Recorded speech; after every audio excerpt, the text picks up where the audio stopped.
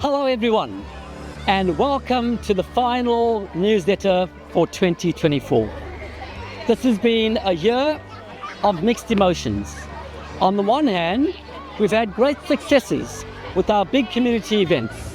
Mother's Day, Father's Day, Book Week, St. Sophia Feast Day, and the list goes on. We've also had a year of lots of firsts. First ever school musical, first ever Christmas concert, first ever student, Minal Murugapan, who had her individual project selected for the prestigious showcase on stage. Wow. First ever Duke of Edinburgh program introduced to the school. First ever mentoring program introduced to the school. On the other hand, it's been a year of great sadness and sorrow with the passing of our Year 2 student, Zane Ballista. Zane was a much-loved, intelligent, inquisitive, faithful, gracious and considerate student who always put the needs of others before that of his own. This year has also been one of our most settled years in our 7-year history. I guess it's because the students are embracing our culture of high expectations. Thank you for all that you have done to support us in what we're trying to achieve here at Santa Sophia. For today's Student Spotlight, we are joined by Jacob Sinka, Hamish Hyatt. Welcome, gentlemen. Thank you. And Mr. Lewis. So what we're going to be talking about is STEM MAD. So STEM meaning science, technology, engineering and maths. And the MAD, making a difference. This year we had students in our primary years and our secondary years compete in a system-wide competition called STEM MAD, where the students come up with a STEM-based project to help solve a problem to ultimately make a difference. Hamish and Jacob went and presented at our system-wide STEM MAD competition and ended up winning one of 2 high schools to actually take out the top prize. So congratulations for that. And they've represented the college really well at this event. And they were fortunate enough to then fly up to Brisbane in early November to represent the diocese at the National STEM MAD competition. So let's find out a little bit more about this competition, shall we? Yeah. Jacob, I'll start with you, mate. Describe to us your project and what was the problem it tried to solve?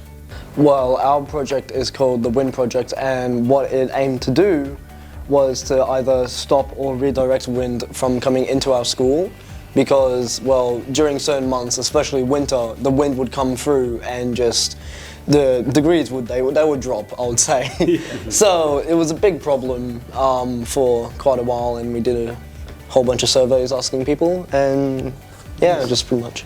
Wonderful, thank you, Jacob. Hamish, how did you go about solving this problem?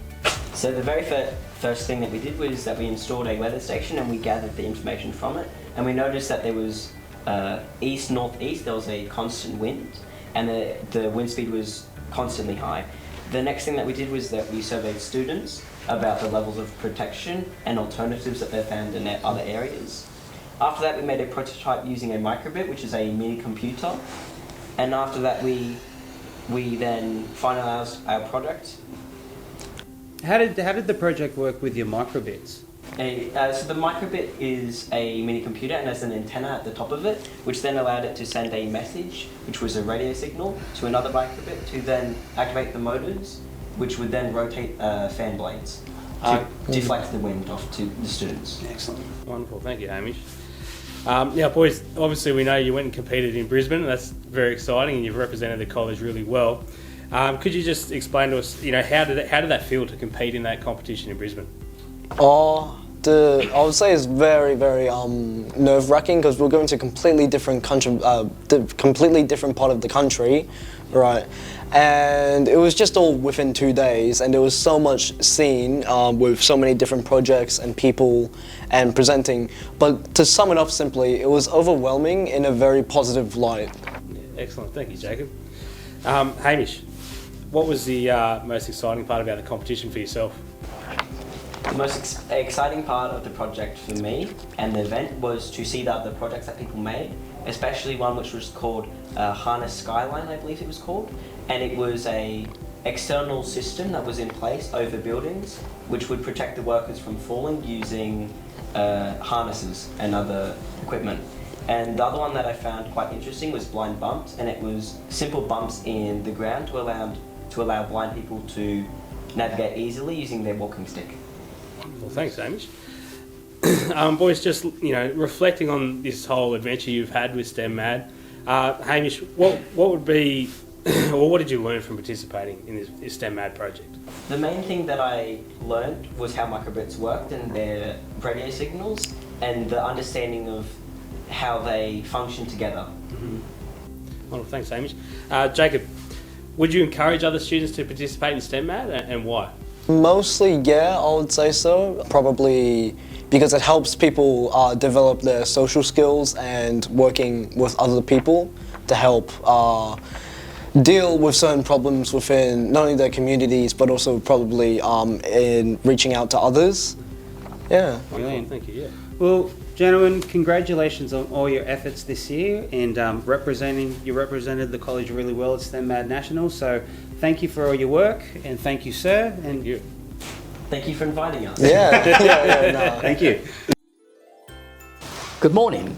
This morning I have the distinct pleasure of interviewing our leader of social justice, Mr. Ralph San Pedro Loyola.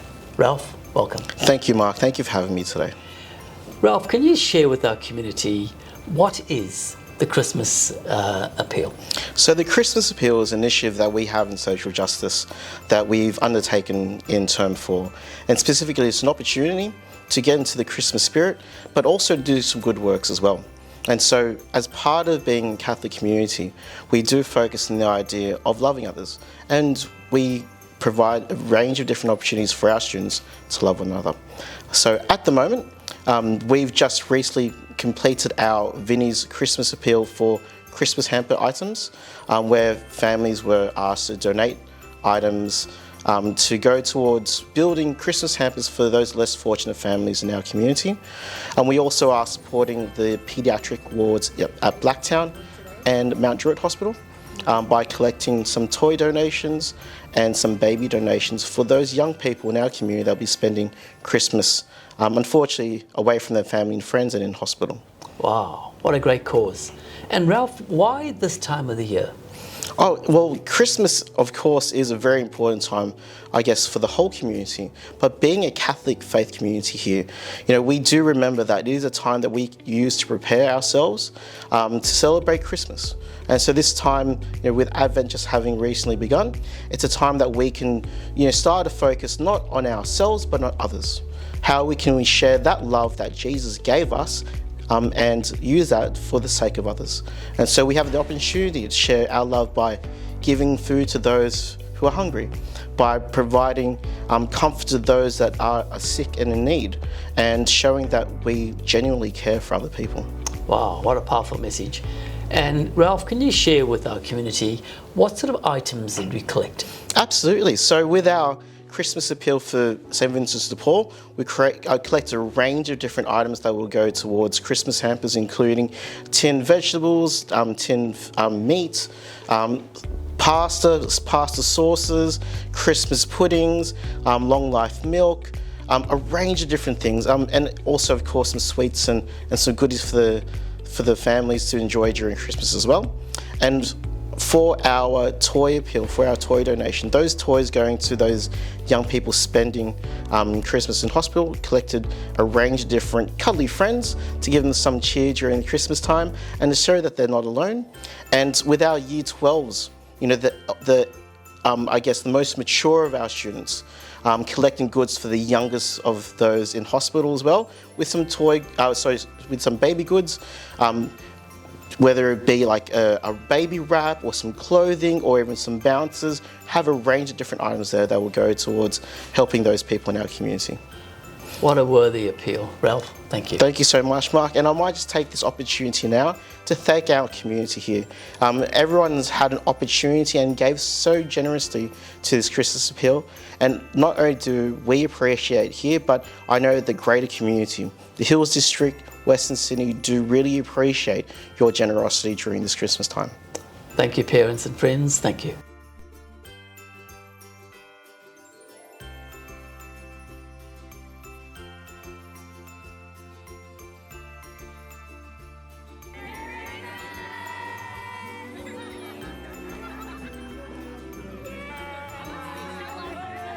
So, from us to you, we wish you a Merry Christmas!